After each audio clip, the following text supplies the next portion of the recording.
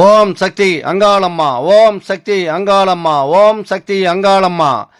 உலகம் பிறக்க முன் ஒரு நாழி முன் பிறந்தாள், கலியுகம் பிறக்க முன் கால் நாழி முன் பிறந்தாள், சூரியன் சந்திரன் இல்லாத நாட்டிலே முந்தி பிறந்தாள், மூவரை ஈண்டெடுத்தாள், செத்து பிழைத்தாள், சிவனுக்கே பாரியானாள், மாண்டு பிழைத்தாள், மறுரூபமான மாயசக்தி எங்கள் ஆதிசக்தி, எங்கள் அங்காள பரமேஸ்வரி. சிவசிவ என்கிற தீவினையாளர், சிவசிவ என்றிட தீவினை மாலும், சிவசிவ என்றிட தேவரும் ஆவார், சிவசிவ என்னை சிவகதிதானே. ஐந்து கரத்தனை யானை முகத்தினை இந்திரன் இளம்பிறை போலும் ஏற்றினை, நந்தி மகந்தனை ஞான கொழுந்தினை புந்தியில் வைத்தடி போட்டுகின்றேனே. நீங்கள் பார்த்துங்கிறது உலக புகழ்பெற்ற 51 சக்தி பீடங்களில் தலைமை பீடமாக இருக்கின்ற மேல்மலையனூர் அருள்மிகு அங்காள பரமேஸ்வரியுடைய ஊஞ்சல் தாலாட்டமான தான் நீங்கள் பார்த்துட்ருக்கீங்க. வருகின்ற மாதம் இது தை மாதம். தை மாதத்தில் பார்த்தீங்கன்னா 29/1/2025 அன்று ஊஞ்சல் உற்சவம் நடைபெறும். புதன்கிழமை இரவு ஊஞ்சல் உற்சவம் நடைபெறும். ஏன்னா மாதம் நம்ம கொடுத்துட்டு இருக்கோம், ஒரு மாதமும் எந்த மாதம் ஊஞ்சல் நடக்குதுன்றது. ஒரு சில நாளில் பார்த்தீங்கன்னா மாற்றி கூட வைக்க வேண்டிய சூழ்நிலை ஏற்படும். அதனால் என்னோடய நம்பரை எப்போ வேணாலும் கான்டாக்ட் பண்ணிக்கலாம், ஃபோன் பண்ணி கேட்டு தெரிஞ்சுட்டு கூட வரலாம். என்னோடய நம்பருக்கு கான்டாக்ட் பண்ணிங்கன்னா நாங்கள் சொல்லுவேன். ஏன்னா தினசரி பதிவுகள் நான் கொடுத்துட்டே வந்துட்டு இருக்கேன். அதில் பார்த்தீங்கன்னா ஒரு சில நாளில் அந்த திதி அந்த ஒரு சில காரணத்தால் மாற்றி கூட வைப்பாங்க. இன்றைக்கி பார்த்தீங்கன்னா செவ்வாய்க்கிழமை இரவு 8 மணிக்கு அமாவாசை தொடங்குது, 28ஆம் தேதியே. 29ஆம் தேதி முடியுது. ஆனால் நைட்டு ஊஞ்சல் உற்சவமாச்சு, அதனால் எந்த நாளில் வைப்பாங்கன்றது எல்லாருக்குமே கன்ஃபியூஷனில் இருப்பீங்க. அதுக்காக தான் இந்த பதிவு நான் கொடுக்குறேன். அதனால் தொடர்ச்சியான நான் பதிவுகள் கொடுக்கும்போது டெய்லி நீங்கள் பார்த்துட்டு வந்தீங்கன்னா அமாவாசை ஊஞ்சல் தாலாட்டி என்றைக்குன்றது உங்களுக்கு நிச்சயமாக உங்களுக்கு தெரிய வரும். மேற்கொண்டு பார்த்தீங்கன்னா நான் குரூப் வேறு வச்சுருக்கேன், அங்காளம்மன் குரூப்புன்னு வச்சுருக்கேன், மேல்மலையனூர் அங்காளம்மன் குரூப்புன்னு. அதில் கிட்டத்தட்ட பார்த்தீங்கன்னா ஒரு 750-800 பேர் கிட்டத்தட்ட இருந்துகிட்டு இருக்காங்க. நம்ம தினசரி பதிவில் பார்த்துட்டு வந்துருக்காங்க. மந்திரங்கள், சக்கரங்கள், நம்ம என்னென்ன பண்ணணும் அப்படிங்கிற விஷயத்தில் நம்ம தொடர்ச்சியாக கொடுத்துட்டு வந்திருக்கோம். மேற்கொண்டு அந்த அஷ்டகர்ம பிரயோகத்தையும் நம்ம கொடுக்க போகிறோம். எல்லாமே என்ன பண்ணால் நமக்கு தீர்வு கிடைக்கும். ஏன்னா நிறைய பேர் பிரச்சனையோடு தான் வந்துட்டுருக்கீங்க, பிரச்சனையோடு தான் வந்துட்டுருக்கீங்க. மாதம் இந்த கோயிலுக்கு போனால் நமக்கு ஒரு பிரச்சனை தீருமா, நமக்கு எப்படியாவது பழைய இடத்துக்கு வர முடியுமான்னு சொல்லிட்டு நிறைய பேர் ஆசைப்பட்டுட்டு வந்துட்டுருக்காங்க. புதுசாகவும் இப்போ வந்துட்டுருக்காங்க. ஏன்னா மலையனூரில் போனால் நமக்கு ஒரு சின்ன மாற்றத்தை ஏற்படுத்தி தருவாங்க. ஏன்னா அமாவாசை விரத வழிபாடு, ஊஞ்சல் வழிபாடுலாம் பார்த்தீங்கன்னா எங்கேயுமே கிடையாது. இப்போ நம்ம பண்ணுறதால என்னாச்சுன்னா அங்காளம்மன் கோயில் எங்கெங்கே இருக்குதோ எல்லா இடத்துலையும் பிரபலமாக இந்த ஊஞ்சல் வழிபாடு சிறப்பாக பண்ணிகிட்டு இருக்காங்க. ஏன்னா அமாவாசையில் பார்த்தீங்கன்னா இருட்டுன்னா சூரியன், சந்திரன், செவ்வாய், ராகு, கேது, புதன், சுக்கிரன் இது கிரகங்களும் எல்லாமே நிறுத்தி வைக்கப்பட்டிருக்கிறது. மேற்கொண்டு பார்த்தீங்கன்னா ஒரு அம்மானிய சக்தியெல்லாம் நமக்கு துஷ்ட சக்திகள் எல்லாமே விலகிடும். ஏன்னா எல்லாருமே ஒட்டு மொத்தமாக கூடி ஒரு இடத்துல உட்காந்து அம்மாவை மனசார வேண்டி நம்ம இந்த பிரச்சனை இருக்குதுமா, இந்த பிரச்சனைக்காக தான் நான் வந்திருக்கேன்னு சொல்லும் போது அந்த கூட்டு பிரார்த்தனையானது சக்ஸஸ் ஆகுதான். அதுக்கு தான் பார்த்தீங்கன்னா கூட்டு வழிபாடு நமக்கு சக்ஸஸ் பண்ணி கொடுக்குது. ஏன்னா அம்மாவுக்கு தெரியும் இவ்வளோ பேர் வந்திருக்காங்க, எந்தெந்த ஊர்லேருந்து வந்திருக்காங்கிறது அம்மாவுக்கு நிச்சயமாக தெரியும்.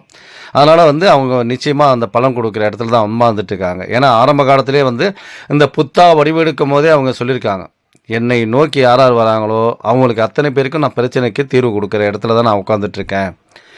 என்னுடைய சாபத்தை போக்குறதுக்கு தான் நான் இந்த மலையனூருக்கே வந்தேன்னு சொல்லிட்டு இது தென்காயிலாயன்றது ஏற்கனவே உங்களுக்கு எல்லாருக்குமே தெரியும். அந்த தென்காயிலாய நோக்கி வரும்போது பார்த்தீங்கன்னா இது இங்கே பார்த்தீங்கன்னா ஒரு பூந்தோட்டமாக இருந்தது, நந்தவனம் பூந்தோட்டம். அந்த மாதிரி இடத்துல தான் அம்மா புத்தா வடிவம் எடுக்கிறாங்க.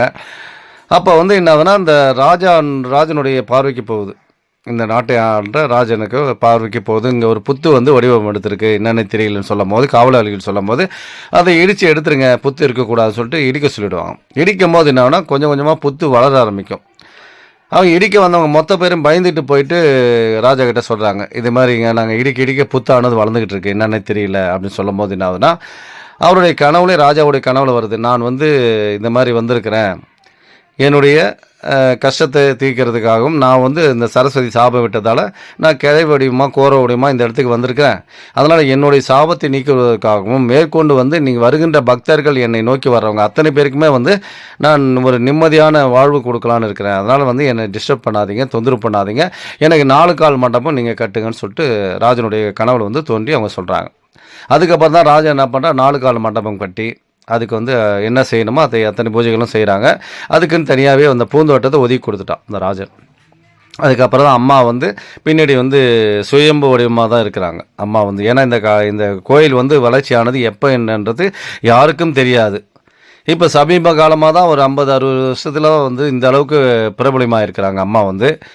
ஒரு குறிப்பிட்ட லெவலில் மட்டும்தான் வர ஆரம்பித்தாங்க. அதுக்கு முன்னாடி பார்த்தீங்கன்னா கூட்டமே இருக்காது.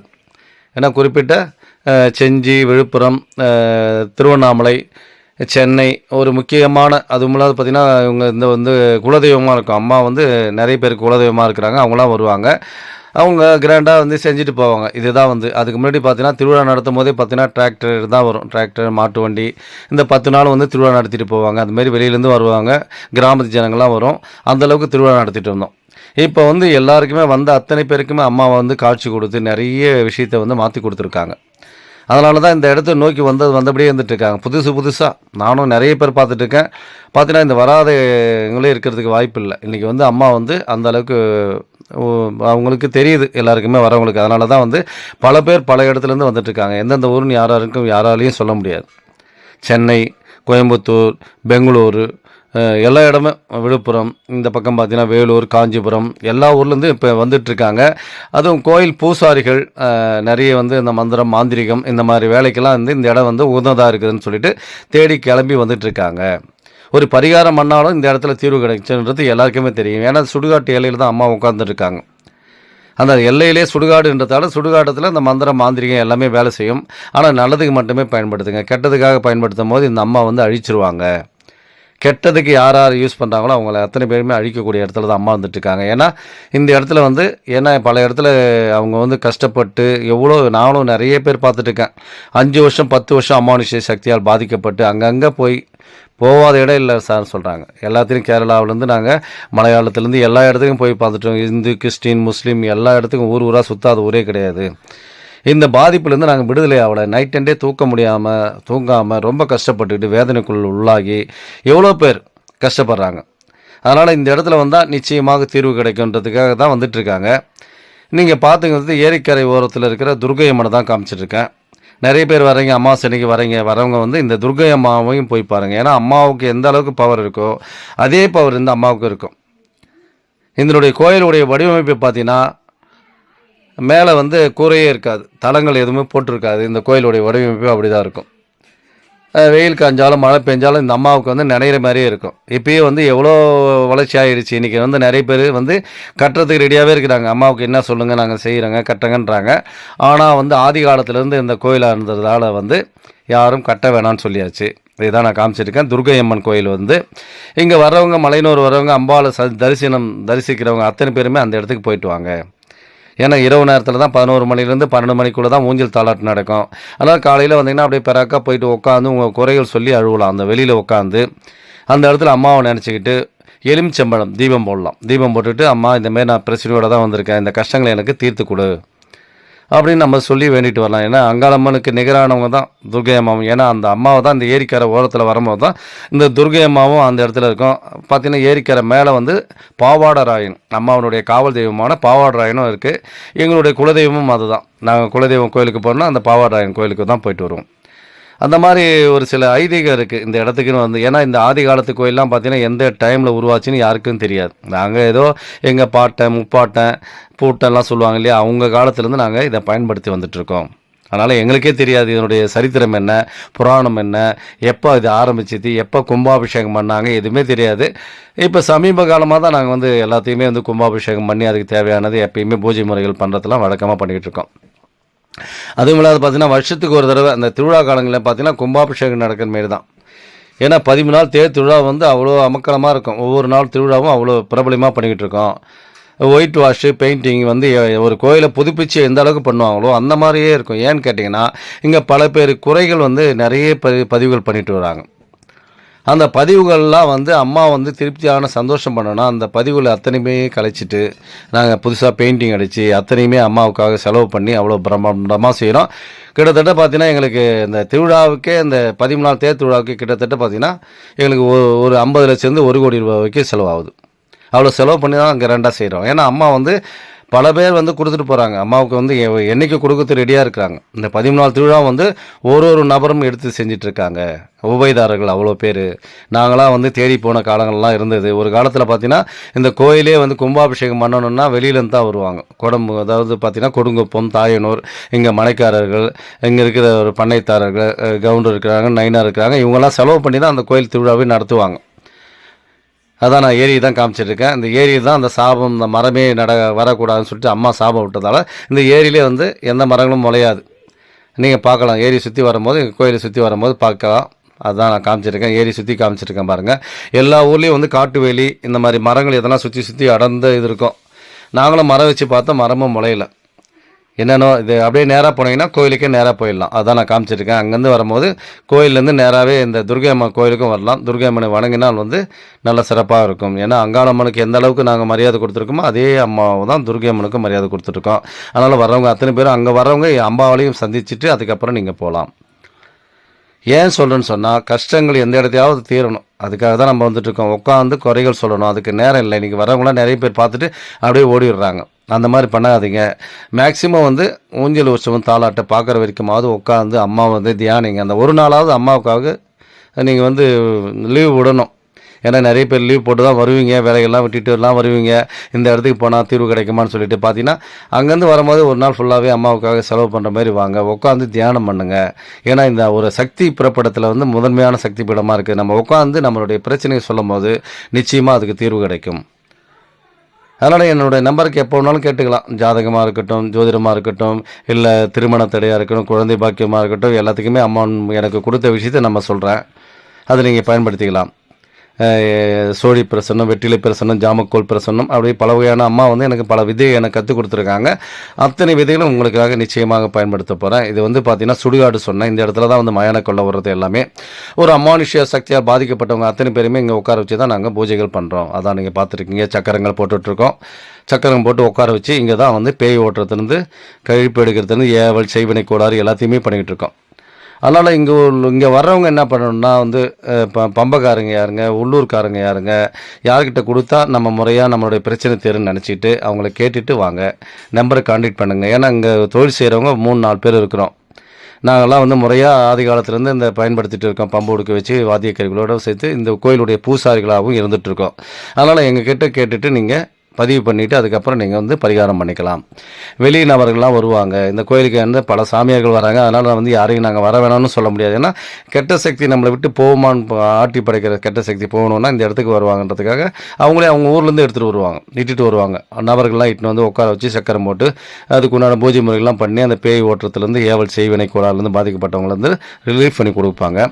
ஆனால் நம்ம வர்றவங்க வெளியிலேருந்து வரீங்க, யாருக்கும் உங்களுக்கு தெரியாத முன்பின் அறிமுகம் இல்லாத ஆட்களிடம் யாரும் போய் தயவு செய்து காசை கொடுத்து ஏமாறாதீங்க. அதனால் கோயில் பூசாரிகளாக பாருங்கள், இந்த ஊர் தானான்னு பாருங்கள். ஏன்னா மறுபடியும் திருப்பி வந்தால் எங்களை பார்க்கலாம். இவங்க வெளியிலேருந்து வரவங்களும் யாரையும் நீங்கள் பார்க்க முடியாது. அதுக்கப்புறம் நாங்கள் பணம் கொடுத்துட்டேங்க, செலவு பண்ணிட்டேங்கன்னு சொல்லிட்டு யாரும் தயவுசெய்து குறைகள் சொல்லாதீங்க. ஏன்னா நம்ம வரணும்னு முடிவு பண்ணிட்டோம். யாரை பார்த்தா நமக்கு வேலை தீரும், என்ன பண்ணலாம், செலவுகள் எவ்வளோ ஆகும், என்னதுன்னு கேட்டுட்டு நிதானத்தோடு செயல்படுங்க. ஏன்னா இப்போ பல இடத்துல நீங்கள் வந்து செலவு பண்ணிட்டு தான் வரீங்க. இங்கே வந்தாவது நம்மளுடைய கஷ்டங்கள் தீருமானா நிச்சயமாக தீரும். அது முறையான ஆட்கள் மூலியமாக அங்கே செஞ்சுட்டு போனீங்கன்னா அது முறையாக வந்து நாங்கள் தீர்வு கொடுக்குறோம். அதான் நீங்கள் காமிச்சிட்டீங்க. காளிக்கு பின்னாடி வந்து சூளங்கள் எல்லாமே இருக்குது பாருங்கள். கோழியிலேருந்து, எலுமிச்சம்பழம் கனியிலேருந்து, அந்த இது எல்லாமே சீட்டு எழுதி போடுறதுலேருந்து, ஃபோட்டோவிலேருந்து எல்லாமே சொல்லுவாங்க. அவங்க மனசில் என்னென்ன வேண்டிகிட்டு வராங்களோ அதை வேண்டிக்கிட்டு அப்படியே சொல்லிட்டு போவாங்க. நாங்கள் இதை செய்யுங்க அதை செய்யுங்க நாங்கள் யார்கிட்டையும் சொல்கிறதில்ல. அவங்களாம் மைண்டுக்கு என்ன தோணுதோ அதை நினச்சிட்டு அம்மாக்கிட்ட வந்து குறையோடு இருக்கிறவங்க நிறைவாகணும்னு நினச்சி வேண்டிக்கிட்டு சொல்லிவிட்டு போகலாம். உங்கள் கோரிக்கை அம்மாவுக்கும் உங்களுக்கும் தான் தெரியும். நீ என்ன கோரிக்கையாக வந்திருக்க, நீ என்ன பண்ணிகிட்ருக்க, உனக்கு என்ன தேவைன்றது அம்மாவுக்கு தெரியும். நிச்சயமாக அதுக்குண்டான பலன் அவங்க நிச்சயமாக தருவாங்க. ஏன்னா நம்மளுடைய கஷ்டத்தை நோக்கி தான் இங்கே வந்துட்டுருக்கோம். அந்த கஷ்டத்துக்கு விடுதலை செய்கிற இடம் இந்த இடம். மற்ற எல்லா இடத்துலையும் வந்து அது வந்து பலன் கொடுக்காது. ஏன்னா அந்த காளிக்கு வந்து என்னென்னா நம்ம வந்து உயிர் பலி கொடுத்துட்ருக்கோம். டெய்லி பார்த்தீங்கன்னா குறைந்தபட்சம் ஆடுகள், கோழிகள்லாம் வந்து எக்கச்சக்கமாக கொடுத்துட்ருக்கோம். அதுவும் இல்லாத பார்த்திங்கன்னா இந்த சுடுகாட்டு எல்லை நெருப்பு மெரிக்கிற திருவிழாலாம் பிரமாதமாக நடக்கும். இங்கே தான் வந்து மயான கொள்ள உரத்து இந்த இடத்துல தான். அதனால் வந்து பார்த்திங்கன்னா பலதரப்பட்ட மக்கள் இந்த இடத்துல நம்பி வந்துட்டுருக்காங்க. நம்பி வந்த அத்தனை பேருக்கு அம்மா வந்து கை கொடுத்து அவங்கள காத்து நிற்கிறாங்க. அதான் நீங்கள் மயான காளியை தான் பார்த்துட்ருக்கீங்க. அங்கேயே கயிறு கொடுத்துட்ருக்கோம். இந்த கயிறு வந்து கட்டிட்டு போகலாம். அதுக்கு மந்திர உருவெடுத்து தான் கொடுத்துருக்கோம். பாருங்கள், நீங்கள் எல்லாமே பார்த்துங்கிறது அந்த அமாவாசை டைமில் பார்க்குறதா நீங்கள் இப்போ காமிச்சிட்ருக்கேன். ஏன்னா அமாவாசையில் எவ்வளோ பேர் வந்து இந்த இடத்துல சாமியார்கள் வந்து எல்லாமே நின்றுருக்காங்க பாருங்கள். எல்லாமே பழம் சுற்றி போகிறது, கோழி சுற்றி போகிறது அப்படியே பிரபலமாக இருக்கும். உடம்பு சரியில்லை அப்படின்னு நினைக்கிறவங்க வந்து ஏற்கனவே நாங்கள் ஆஸ்பத்திரி கையமாக தாங்க சுற்றிட்டு இருக்கோம், ஏதோ தெரியல, ஏதோ ஒரு கெட்ட சக்தி எங்களை வாட்டி வதைக்குதான்னு தெரியல, இல்லை உடம்பு ரீதியாக பிரச்சனைலாம் பார்க்கலான்னு பார்த்தா நாங்களும் பார்த்துருக்கோம். அது ஒழுங்கான தெளிவான பதில்கள் இல்லைன்னு சொன்னால் உயிரோட கோழியை நேர்த்தி விடலாம். இல்லைனா கோழி வந்து நீங்கள் வந்து காவு கொடுக்கலாம், ஆட்டை காவுகாக கொடுக்கலாம். என்னுடைய உயிரை வந்து எனக்கு தேவை, என்னுடைய உயிரை எனக்கு காப்பாற்றி கொடுமான்னு சொல்லிட்டு நம்ம காவு பூஜைகள் கொடுக்கலாம். இல்லை கோழியை சுற்றி விடலாம், ஆட்டை சுற்றி விடலாம். இது எல்லாமே ஆதி காலத்துலேருந்து பயன்படுத்துகிறாங்க. மாடு, ஆடு, கோழிலாம் வந்து இங்கே சுற்றி விட்டுட்டு போவாங்க. அதன் மூலிமா நமக்கு வந்து அதுலேருந்து விடுதலை கிடைக்கும். இல்லை ரொம்ப சீக்காக இருக்குதுங்க, ரொம்ப முடியாத சூழ்நிலை தான் அப்படின்னு சொன்னால் உட்கார வச்சு சுற்றி போட்டுக்கிட்டு போகலாம், கழிப்பு எடுத்துகிட்டு போகலாம். மேற்கொண்டு பார்த்தீங்கன்னா இந்த உயிர் காவே கொடுக்கலாம். ஒரு சில டைமில் நாங்கள் பார்த்தீங்கன்னா ரொம்ப சீக்காக இருக்கணும், ஆடு, கோழி, பன்னி, முப்பூசியும் கொடுப்போம்.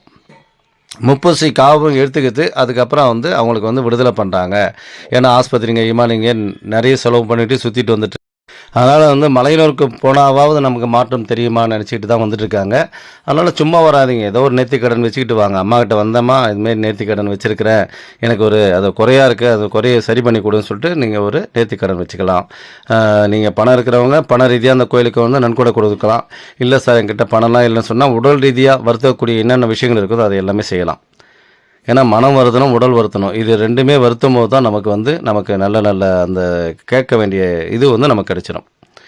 ஏன்னா நடைபயணமாக வந்ததெல்லாம் இப்போ குறைஞ்சி போச்சு. நடைபயணமாக வரலாம், மௌன விரதம் இருக்கலாம், அங்க பிரதர்ஷனம் செய்யலாம், அடிப்பிரதர்ஷனம் செய்யலாம், நெருப்பு சட்டி ஏந்தலாம், அக்னி சட்டி ஏந்தலாம், கஞ்சுலி வேஷம் போடலாம். இதுமாதிரி நிறைய வடிவங்கள் இருக்குது, நிறைய வேஷங்கள் இருக்குது. நிறைய நீங்கள் பார்த்துக்கலாம், வேலை குத்திட்டு வருவாங்க. நிறைய சாங்கிய சம்பிரதாயம்லாம் நிறைய இருக்குது. இந்த விரத வழிபாடுகின்ற முறையில் நிறைய இருக்குது. அது எதனா ஒன்று கடைபிடிச்சிட்டு வரணும். நம்ம சும்மாவே ஏதோ ஒரு வேண்டுதல் வந்திருக்கோம், அதனால் வேண்டுதல் செஞ்சால் சரியாக போட்டுனா செய்யாது. நம்ம அந்தளவுக்கு முழு ஈடுபாட்டோடு நம்ம செய்யணும். விரதம் இருக்கலாம், 10 நாள் 11 நாள் விரதம் இருக்கிறேன், அம்மாவுக்காக மாலை போட்டுட்டு வரேன் அப்படின்னு சொல்லிட்டு விரதம் இருந்து வரலாம்.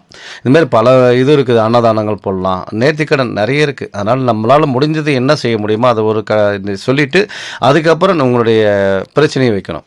நிறைய பேர் பிரச்சனையை மட்டும் வச்சுட்டு போகிறது, அதுக்கப்புறம் நடந்தால் அது செய்கிறதில்ல. ஏன்னா தெரியாது. ஏன்னா எப்படி வேண்டுதல் பண்ணணுன்னே நிறைய பேர் தெரியுதில்லை. வராங்க, அம்மாவை பார்க்குறாங்க, போயிடுறாங்க.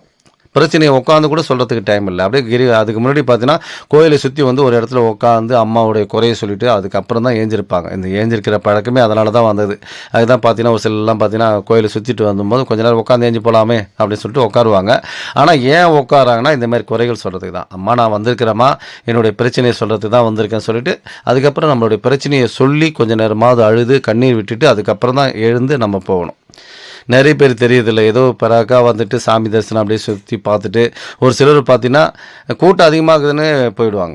ஏன்னா இந்த கோயில் வடிவமைப்பே பார்த்தீங்கன்னா சும்மா கொஞ்சம் பேர் இருந்தால் கூட கூட்டம் அதிகமாக இருக்க மாதிரி தான் இருக்கும். ஏன்னா சின்ன கோயிலுடைய வடிவமைப்பு வந்து சிம்பிளாக இருக்கும். புத்து உள்ளே இருக்குது, பின்னாடி வந்து அம்பாள் இருக்கிறாங்க. அதனால் வந்து எல்லா கோயிலும் வந்து தூரத்துலேருந்து சாமி பார்த்தாலும் பார்த்துடலாம். ஆனால் இந்த கோயிலில் வந்து அந்த புத்தை சுற்றி வரும்போது சின்ன ஒரு செகண்டு தான் பார்க்க முடியும். உடனே இழுத்துருவாங்க, வாங்க அப்படின்ட்டுருவாங்க. அப்படி இழுக்கும் போதே பார்த்தீங்கன்னா 5 மணி நேரம் 6 மணி நேரம் லைனில் நிற்க வேண்டியதாக இருக்குது. நீங்கள் பார்த்துட்ருக்கீங்க. வந்து இவங்கெல்லாம் குறி மேடை அமைச்சு குறி சொல்கிறவங்க அதெல்லாம் காமிச்சிருக்கேன். பழம் சுற்றி போடுறவங்க அமாவாசைனா நிறைய பேர் வந்து இங்கே நிறைய சுற்றி போட்டுட்டு பிரச்சனையை நம்ம சொல்லிவிட்டு அதுக்கப்புறம் இந்த இடத்த விட்டு ஊஞ்சல் தாளாட்டெலாம் பார்த்துட்டு தான் போவாங்க. அதனால் அன்றைக்கி வந்து நாங்கள் எதையும் பார்க்கறதில்ல, டெஸ்ட் பண்ணுறது கிடையாது, பரிகாரம் பண்ணுறதில்ல. ஏன்னா இந்த இடத்துல உட்கார வச்சு தான் பரிகாரம்லாம் பண்ணணும். அப்படி இந்த இவ்வளோ கூட்டம் இருக்கும்போது பரிகாரம் பண்ணுறதில்ல. நிறைய பேர் பார்த்தீங்கன்னா அமாவாசைக்கு தான் பேய் ஓட்டுவீங்களா, செய்வினை கோளாறுலாம் பாதிக்கப்பட்டவங்களுக்கு நீங்கள் அன்றைக்கி தான் செய்வீங்களா, கழிப்பிடிப்பீங்களான்னு கேட்பீங்க. நிச்சயமாக அன்றைக்கி செய்ய முடியாது. இவ்வளோ கூட்டத்துக்கு மத்தியில் எப்படி உட்கார வச்சு செய்கிறது, அதான் நாங்கள் சொல்லிகிட்டு இருக்கேன். அதனால் வந்து பார்த்திங்கன்னா அந்த அமாவாசை வழிபாடு எதுக்காக வரேன்னு சொன்னால் சாமி பார்க்குறது, மேற்கொண்டு குலதெய்வ வழிபாடு கட்டாக இருக்கும். அடுத்து பித்ரு தோஷங்கள் இருக்கும். நிறைய பேருக்கு வந்து பார்த்திங்கன்னா மூதாதையர்கள் வர்றதில்லைங்க, அது உங்களோட ஆசீர்வாதம் இல்லை, கெட்ட சக்தி உங்களை வந்து வீட்டில் வந்து வாட்டி வதைக்குதுன்னு நிறைய பேர் சொல்லுவாங்க. வீட்டில் வந்து கெட்ட சக்தி தான் இருக்குது, குலதெய்வம் வந்து வெளியே தான் நிற்குது, பித்ருக்கள்லாம் வெளியே தான் நிற்கிறாங்க, அவங்க ஆசீர்வாதம் எதுவுமே இல்லைன்னு சொல்லும் போது இந்த இடத்துக்கு வந்து போகும்போது அதனுடைய பிரச்சனையான தீர்வு கிடைக்கும். அதனால தான் அமாவாசை வழிபாடு எல்லாமே. அப்படி அமாவாசை வழிபாடு நம்ம பண்ணும்போது அந்த குலதெய்வமானது உங்களுக்கு வந்து பிரச்சனையாக இருந்தாலும் அந்த அம்மா கிட்ட முறையிடும்போது அம்மா சொல்லுவாங்க, என்னுடைய பாலகனாக வந்திருக்காங்க, என் எல்லைக்கு வந்திருக்காங்க, அந்த குலதெய்வம் அவனுக்கு காத்து நிறுது, ஏன்னா அவங்க கட்டளை இடத்துல தான் இருக்கிறாங்க. அதனால் கெட்ட சக்தி எல்லாமே பேய், பிசாசு, பில்லி இது எல்லாமே வந்து அவங்களுக்கு காலு கீழே தான் இருக்குது. அதனால தான் பேய்களுக்கு அதிகாரி எல்லாமே அங்காளம்மா தான். அதனால தான் வந்து அந்த கெட்ட சக்தியும் விரட்டி அடிக்கணும்னா அம்மாக்கிட்ட வரும்போது நிச்சயமாக அந்த கெட்ட சக்தியானது சரியாயிடும்.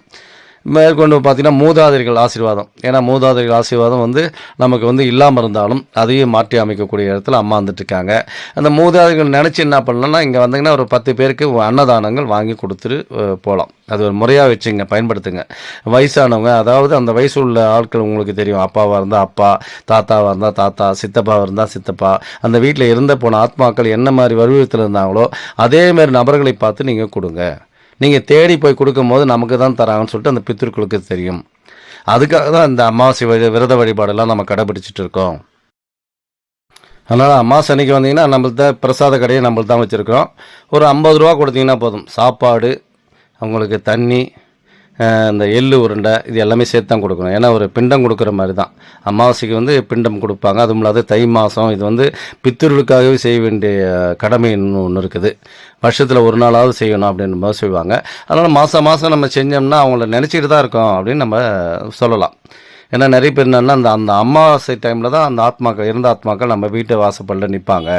அந்த டைமில் என்ன பண்ணுவோம், நம்ம சிரித்து சந்தோஷமாக இருக்கிறத பார்த்தாங்கன்னா அவங்க நம்மளை யாருமே நினச்சி கூட பார்க்கல அப்படின்னு நினைப்பாங்க. அதனால தான் வந்து பார்த்திங்கன்னா அந்த அமாவாசைக்கு வந்து பார்த்திங்கன்னா காலையிலேருந்தே இந்த பித்திருக்கள், மூதாதையர், இருந்த ஆத்மாக்கள் எல்லாருமே, அதாவது கூட்டு குடும்பமாக இருந்தால் யாரா ஒருத்தர் எடுத்து செஞ்சால் போதும். இன்றைக்கி கூட்டு குடும்பம் இல்லை, எல்லாம் தனித்தனியாக இருக்கிற அண்ணன் தம்பி தனித்தனியாக இருப்பாங்க. அவங்கவுங்க ஒரு இடத்துல இருக்கிறீங்க. அதனால் அவங்க செய்வாங்க இவங்க செய்வாங்கன்னு நினைக்காதீங்க. கடமை எல்லாமே, சொத்து எப்படி நமக்கு எல்லாத்துக்கும் பங்கு உண்டோ அதேமாரி பித்திருக்களை செய்ய வேண்டிய கடமையும் நமக்கு தனிப்பட்ட முறையில் இருக்குது. அதனால் நீங்கள் தனிப்பட்ட முறையில் நீங்கள் செய்யணும். இது வரைக்கும் செய்யலைங்க அப்படின்னு சொன்னால் செய்யுங்க. அமாவாசைக்கு 10 பேருக்கு அன்னதானங்கள் வாங்கி கொடுங்க.